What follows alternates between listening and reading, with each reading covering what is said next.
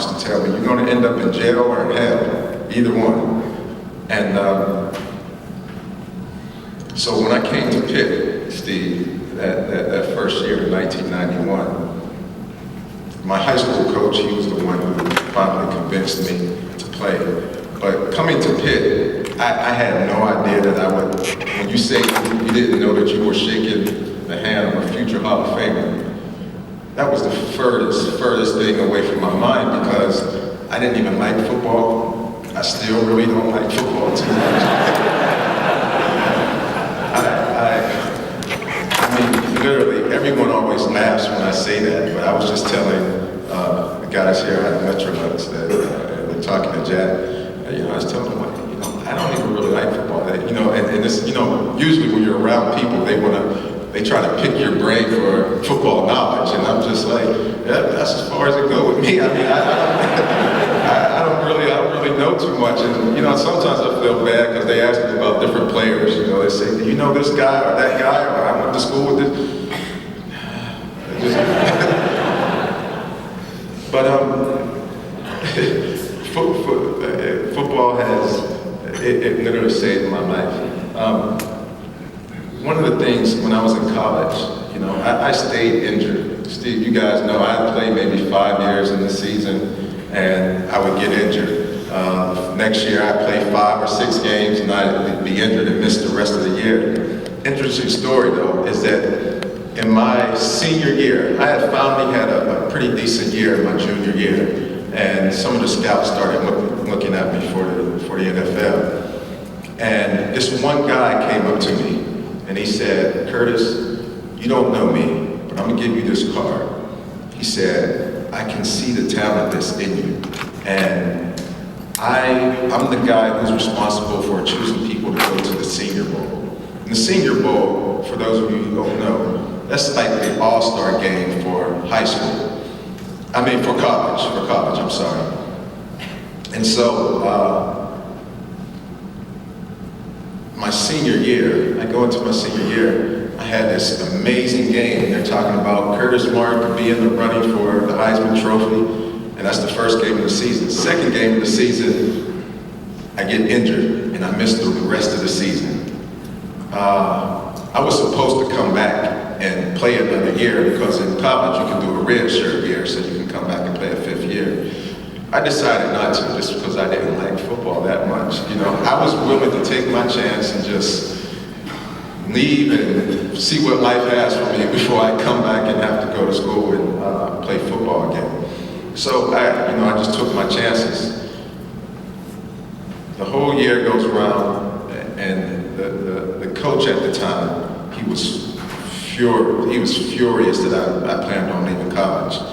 And I think he tried to scare me out of leaving college, so he told me that if I didn't change my mind, he was going to go into the press and tell them what a bonehead decision that I was making. And I remember sitting there and I said, well, Coach, you know something? I think that's why you're head coach, because you have to make tough decisions like that.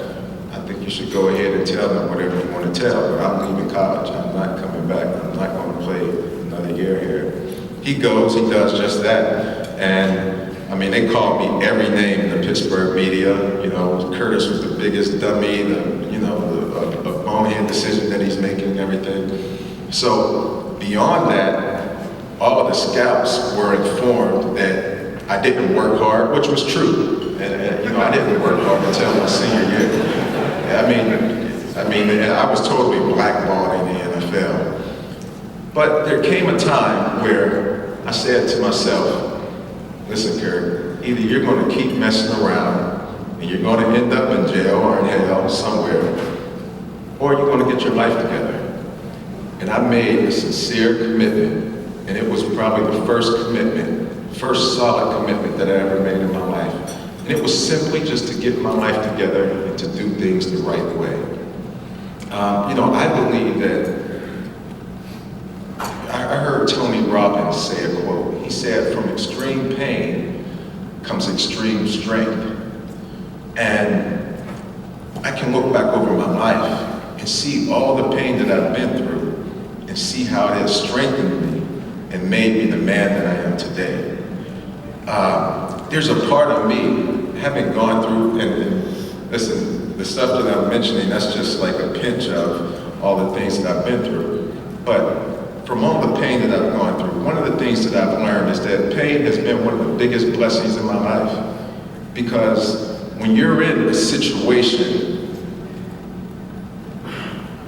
that's so hurtful and so painful, it's almost as though you have nowhere to go but up if you decide to make that decision. And what I've been able to experience in my life is the blessings that have been on the other sides of conquering those pains and those former pains that I've had in my life.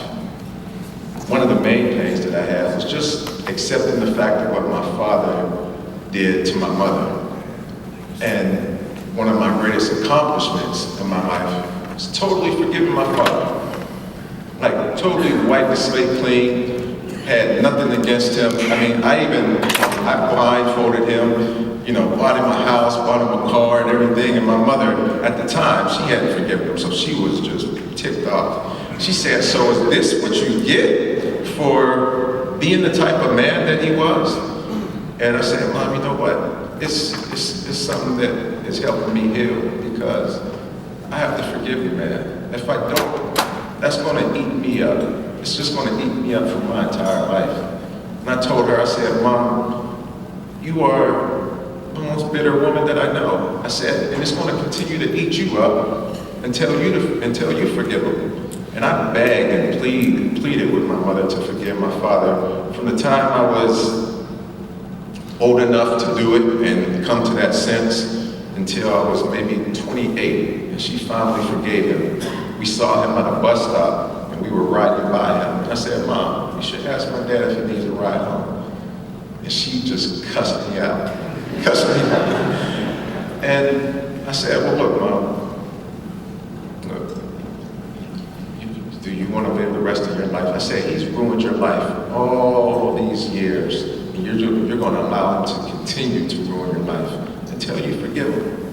And she looked at me, she rolled down the window, and my father's name was Curtis also, so she said, "Curtis, you need a ride home?" He said, "Sure." He got in the car, they had a good conversation. And I'll never forget when she dropped him off, because I got in the back seat. She's like, "No, don't get in the back seat. You sit up here with me." I said, "No, I want to get in the back seat. Y'all need to sit together." She dropped him off, and I'll never forget her turning around and looking at me with tears in her eyes. She said, "I just feel like I dropped off 100 pounds of bricks that had been on me all my life."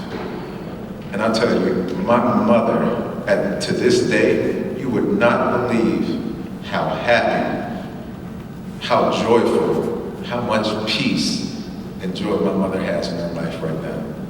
It's my greatest accomplishment ever.